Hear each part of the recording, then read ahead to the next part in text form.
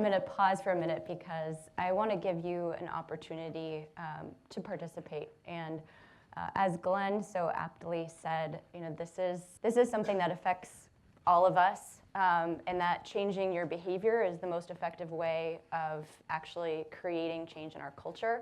So as a psychologist and someone who's used to making people uncomfortable and asking them to change their behavior, I'd like to ask that of you tonight because you're here to do something, not to just be passively receiving the information. So I'd actually like to ask this section of the room to stand briefly.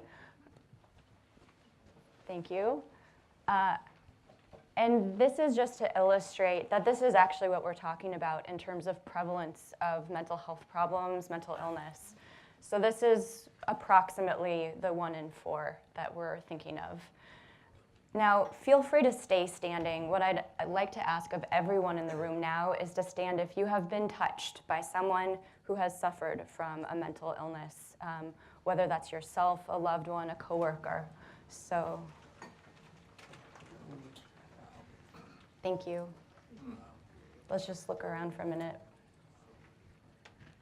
So this is what fighting stigma looks like. It means acknowledging that this is really real and it's really personal for all of us. Thank you. I just want to say one thing, that I was once visiting the lab of a very, very prominent neuroscientist. I had lunch with his postdocs, trying to pretend that I understood at least a fourth of what they were talking about. The most articulate of those postdocs was a young woman. Very, very impressive. Obviously kind of the leader of the group. I had to go to the ladies' room. She followed me into the ladies' room and burst into tears. And she said, I suffer from serious depression. I've had rounds of ECT, numerous rounds of ECT. I can't tell anyone I work with because I'm afraid it's going to affect my job. And this is a postdoc in a neuroscientist lab. So that's stigma. I'd like to invite Loren to share we're giving Loren a tall order in distilling the science behind this. So, there's really two sides of the conversation that we want to have tonight and for you to continue after we leave you, which is the long view, in that we need to understand more about the brain and about the origins of mental illness, what the biological basis is in order to design better ways of identifying and treating mental illness.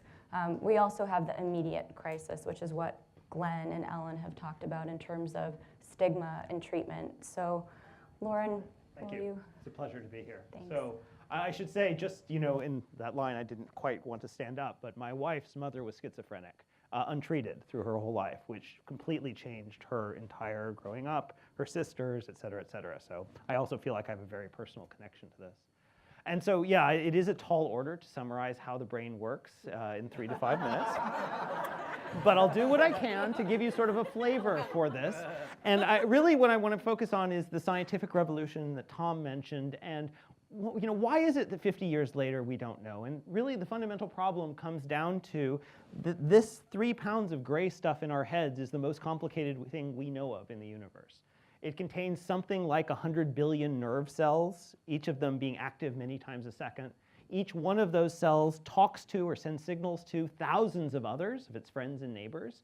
And this is all happening all the time in all of us.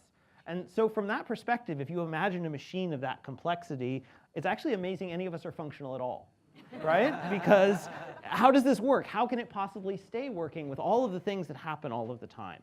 And so I want to tell you sort of one story about what we've learned about, for example, how memories work. And that's both because that happens to be something I know more about than lots of other stuff in neuroscience, but also because I think memory is truly fundamental to mental health. And that's, I think, true for a couple of reasons, right? All of us at some level are the product of our experiences, right? If you think about why are you here today, hopefully we are here to help you create new memories. And you are here to build memories, things that will go into your head, change the way it works, and perhaps change your behavior. Right? That's essentially what a memory is. It's a act of what's called neuroplasticity, where the connections between different brain cells change in a way to cause, hopefully, a permanent change in the way our brains are wired. And similarly, in the case of mental illness, we're talking about, well, what do we need to do? We need to change the way the brain is wired, right? We need to fix things in it that are wired in ways that cause things not to work well, and we need to help the brain rewire effectively. And that requires huge support from multiple areas.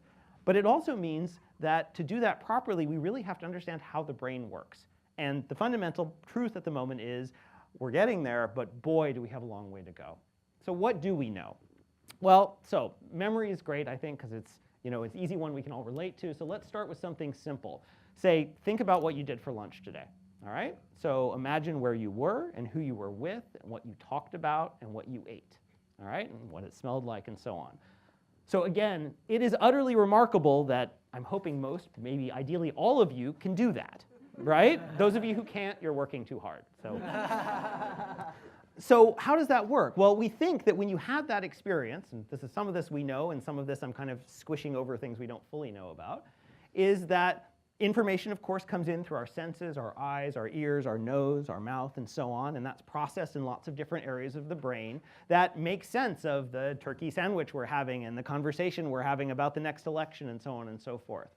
And that means that there's specific sort of patterns of activity, little flashes of light, you could think of them, among all of those brain cells, and different patterns mean different things. So as you're hearing my voice, there's patterns in parts of your brain that deal with sound, that are figuring out what these sounds coming out of my mouth mean and what the words refer to and so on. And those patterns are specific to each experience we have. And so when you had lunch today, all of those patterns came in, and those patterns end up getting processed and moved through the brain to a part of the brain called the hippocampus, that was mentioned earlier. And it turns out that this part of the brain is absolutely critical for our ability to store memories for the events of daily life.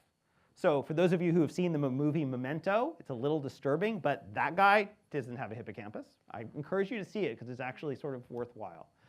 And the idea here is not that the hippocampus is the place where memories are stored, but that somehow it works with the rest of the brain to keep an ongoing experience of daily life.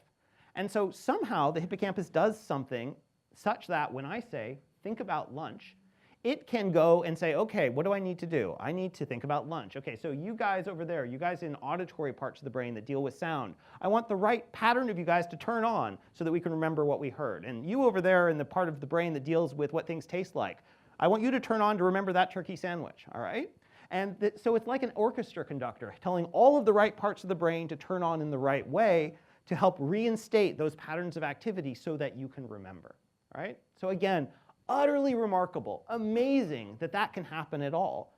But then we think, well, what happens when that goes wrong, all right? So simple example, Alzheimer's disease. The parts of the brain that it hits first are the hippocampus and the area that gives input to the hippocampus, all right? That's why memories can't be stored anymore, because it breaks the parts of the brain that are critical for that. Or, we mentioned PTSD. One of the main symptoms of PTSD, or one of common one, is recurring intrusive memories of the past. So if you have memories of things that are really strong and they continue to come back to you, that's the brain being regulated wrong. It's those patterns of activity coming back over and over again and reinstilling the emotions in a way that we don't want them to, all right? And so from our perspective as basic scientists trying to figure out how this works, we think we're starting to get a handle on some of the very basic elements of this. But I just told you a story, and that story is mostly right, but we don't know how it works. All right? And we don't know how to fix it when it goes wrong. And I think that on the basic science side is the amazing challenge that we face, but also an amazing opportunity to be able to help, take people who really need help rewiring their brains and understand what is the best way to do that. What are the combinations of pharmaceuticals and behavior and support therapies that would do the best job? Because if we actually understand how it works, that's going to be our best bet for actually fixing it. Thanks, Loren.